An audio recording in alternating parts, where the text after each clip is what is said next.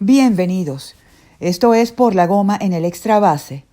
Y en esta entrega vamos a recordar a un empresario de béisbol cuyas ideas contribuyeron para siempre en el mercadeo deportivo universal y quien seguramente sería de mucha ayuda para el comisionado Manfred con buenas iniciativas para el regreso del béisbol de grandes ligas después de la pandemia del coronavirus.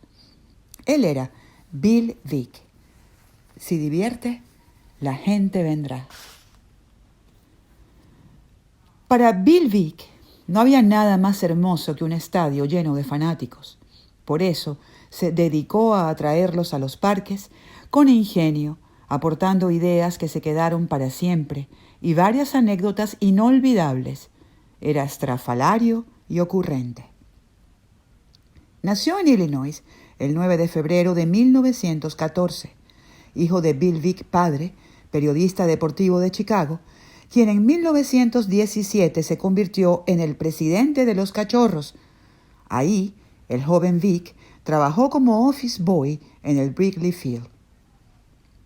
Cuando cumplió 23 años, se convirtió en el tesorero del equipo y al año siguiente, en sociedad con el ex primera base de los Cachorros, Charlie Grimm, compró a los Cerveceros de Milwaukee de la Liga Menor.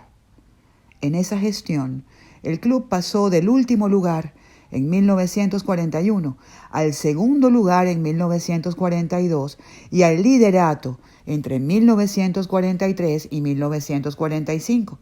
Además, incrementaron la asistencia al nivel más alto que se conoce aún por estos días, en las ligas menores. Mejoraba el desempeño del equipo, por supuesto, la razón principal de la elevada asistencia, pero también comenzaban sus experimentos promocionales.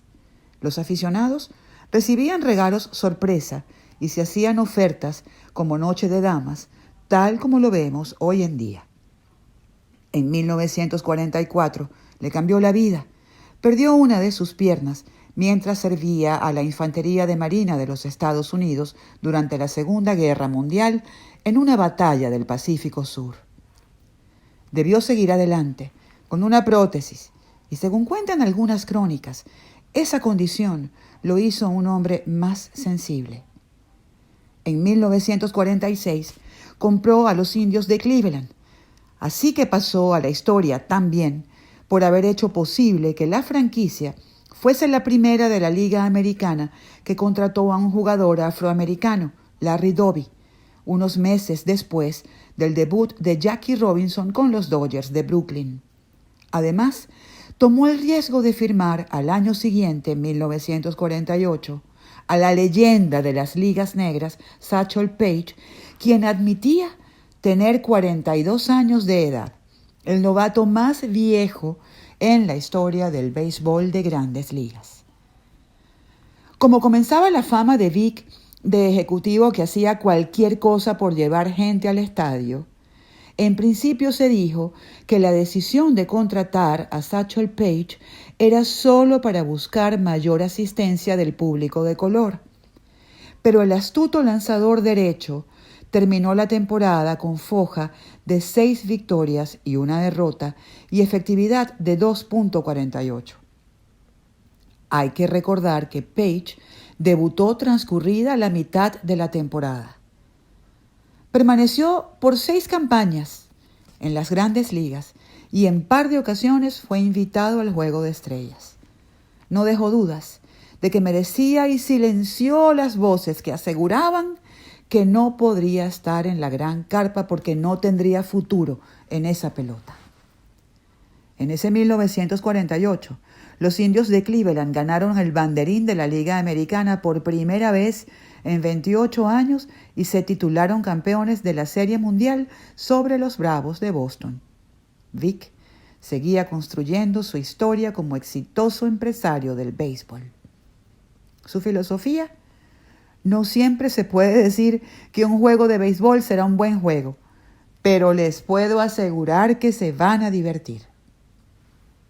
En 1951 compró a los Browns de San Luis, equipo poco exitoso en el que Veeck realizó una de sus movidas más recordadas por extravagante y sorpresiva, Tal vez su más conocida promoción cuando inventó contratar a Eddie Gaedel, un hombre de poco más de 1,10 m de estatura, un enano que trabajaba en un circo en Chicago. En principio, el umpire principal, Eddie Hurley, trató de impedir que jugara, pero el manager Zack Taylor le hizo leer una copia del contrato y lo dejó sin argumentos. El momento se recuerda siempre como un acontecimiento insólito. Bob Kane, el lanzador de los Tigres, no encontró la forma de trabajarlo y el turno terminó con base por bolas para Gaedel. Jim Delsin entró a correr por él y eso fue todo para el pequeño bateador. Aunque la multitud disfrutó del truco, el presidente de la Liga Americana, Will Harridge, declaró inválido el contrato de Gaedel al día siguiente. Un detalle precioso de esta historia es que cuando Eddie Gaedel murió, la única persona vinculada al béisbol que acudió a su funeral fue justamente el pitcher de Detroit, Bob Kane, el que lo enfrentó en aquel juego insólito. Por cierto, la relación de Vic con Gaedel no terminó ese día. Más adelante, volvería a llevarlo a un estadio de béisbol. En 1953, Vic se declaró en bancarrota y vendió a los Browns, que un año después se mudaron a Baltimore, cambiando su nombre por el de Orioles. En 1959, regresó como propietario de los Medias Blancas de Chicago. Ese año, ganaron su primer banderín de la Liga Americana en 40 años. Esa campaña quedó para el recuerdo, no solo por capturar el campeonato del circuito, sino que ese año Vic inventó celebrar los jonrones, detonando una batería de fuegos artificiales ubicados en la parte posterior de la pizarra del jardín central del Parque Comiskey. Ese año, recuerda el Salón de la Fama y entonces estelar campocorto Luis Aparicio haber sido, junto a Nellie Fox, protagonista de otro show inventado por Vic en el cual participó Eddie Gaedel. Antes del juego, el famoso artista circense y otros 3 enanos salieron de una nave espacial que en verdad era un helicóptero, disfrazados de extraterrestres, portando supuestas armas láser para secuestrar a la pareja de infielders. Hay fotos que recuerdan ese divertido momento que llenó de risas el estadio de los Patiblancos y que es reseñado el 26 de mayo de cada año cuando se habla de las efemérides del juego. De las destrezas de Luis Aparicio, el empresario que vio béisbol desde muy niño dijo: Luis Aparicio hace jugadas que yo sé que son imposibles y sin embargo las hace casi todos los días. En 1960, Bill Vick aportó la idea de poner los nombres de los jugadores en el dorsal de las camisas, lo cual es muy común en todos los deportes en la actualidad.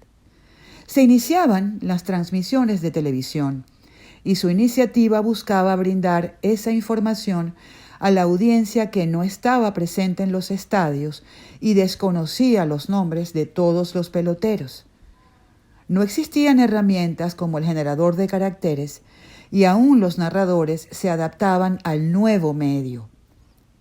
Bajo la gerencia de Bill Vick, los Medias Blancas duplicaron sus cifras de asistencia. En 1961 vendió al equipo y se dedicó a ser empresario hípico para regresar otra vez como socio, de nuevo con los Medias Blancas, en 1976.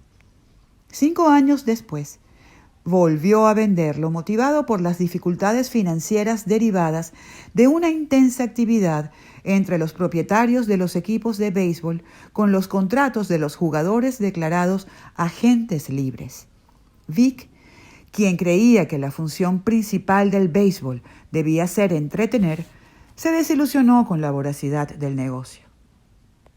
También se le debe la tradición de cantar el famoso Take Me Out to the Ball Game, que hoy en día se entona en todos los parques en el séptimo inning cuando va a batear el equipo de casa. Gracias a él, Orestes Mini Miñoso, a los 50 años de edad, se convirtió en el primer jugador que jugó en 5 décadas distintas.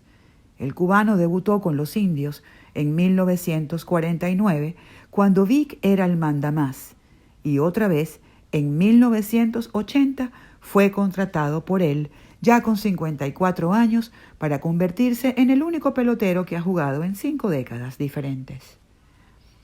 Vic murió de cáncer a los 71 años el 2 de enero de 1986.